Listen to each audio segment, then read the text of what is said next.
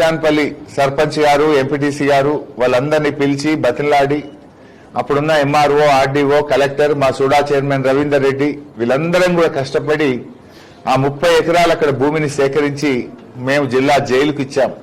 ఆ భూసేకరణకు ఎంతో కష్టపడ్డాం.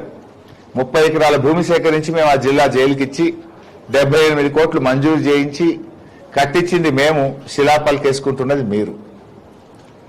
సరే, ఆ జైలు నిర్మాణంలో ఆ రోడ్డు కూడా లేకుండా దానికి రోడ్డు వేయించినాం, భూసేకరణ చేసినాం, నిధులు మంజూరు చేసినాం. ఇప్పుడు 2 ఏళ్ళైంది అది పూర్తయి. 2 ఏళ్ల నుంచి నువ్వు రాక ఇనాగ్రేషన్ కు టైం ఇయ్యక 2 ఏళ్ల తర్వాత నువ్వు అది కూడా నరమెట్టలు కూర్చొని దానికి ఆన్నే పలికేసుకుంటున్నావు. ఆ పలక తెచ్చి ఫిట్ చేసుకుంటావు. సరే చేసుకో, నాకేమీ జలసీ లేదు. నువ్వు ముఖ్యమంత్రి చేసుకుంటే చేసుకో, దానికి ఏం అభ్యంతరం కూడా లేదు. కానీ శ్రమ ఎవరిది, పలకం ఎవరిది అనేది నేను చెప్పే ప్రయత్నం చేస్తున్నా. శ్రమ ఎవరిది, శిలాఫలకం ఎవరిది? ఇలా ఆయిల్ పామ్ ఫ్యాక్టరీ అయినా, జిల్లా జైలు అయినా, ప్రైమరీ హెల్త్ సెంటర్లు అయినా, ఆయుష్ హాస్పిటల్ అయినా, టీఎస్ఎంఐడిసి సెంట్రల్ డ్రగ్ స్టోర్ అయినా ఇవన్నీ మా ప్రభుత్వ హయాంలో మంజూరు చేసి పూర్తయినాయి. అండర్ గ్రౌండ్ డ్రైనేజ్ కూడా మా ప్రభుత్వమే ఇచ్చింది. ఆ రోజు ఆర్థిక శాఖ మంత్రిగా దీని ఎక్స్టెన్షన్ కోసం కూడా నేనే ఆ రోజు ప్రతిపాదనలు తయారు చేసి ఫైనాన్స్ డిపార్ట్మెంట్ నుంచి అమృత్ స్కీమ్ లో ఫేజ్ 2 కింద కేంద్ర ప్రభుత్వానికి ప్రతిపాదనలు పంపాం. అన్ని లెటర్లు ఉన్నాయి. ఆ రోజు పంపిన డిపిఆర్ గాని, నా లెటర్ గాని, నేను మంత్రిగానే ఆ రోజు తయారు చేసి పంపినటువంటి అన్ని డాక్యుమెంట్స్ కూడా నా దగ్గర ఉన్నాయి. అవసరమైనప్పుడు బయట పెడతా. అన్ని పంపించి extension of under ground drainage కూడా మేం మంజూరు చేసిందే. దానికి కూడా నువ్వు సరే మీ ప్రభుత్వం వచ్చినాక కేంద్రం క్లియర్ చేస్తే దానికి పలికేసుకుంటున్నావు, అభ్యంతరం లేదు, వేసుకోండి. కానీ నేను అడగదలుచుకున్నది ఏంటంటే, ఇలా కనబడ్డ దేవుడి మీద ఎలా ఒట్టు పెట్టినావు నువ్వు. రైతు రుణమాఫీ 15 ఆగస్టు కల్లా పూర్తి చేస్తానని. మా కొమరెల్లి మల్లన్న మీద ఒట్టు పెట్టినావు, మా ఏడుపాయల అమ్మవారి మీద ఒట్టు పెట్టినావు, మా మెదక్ చర్చి మీద ఒట్టు పెట్టినావు. మరి ఈ రోజుకు రుణమాఫీ పూర్తి కాలేదు. ఇవాళ నువ్వు ఏ గ్రామానికైతే నర్మెట గ్రామానికి వెళ్తున్నావో ఆ నర్మెట గ్రామంలో కూడా ఇప్పటికీ ఇంకా రుణమాఫీ పూర్తి కాలేదు.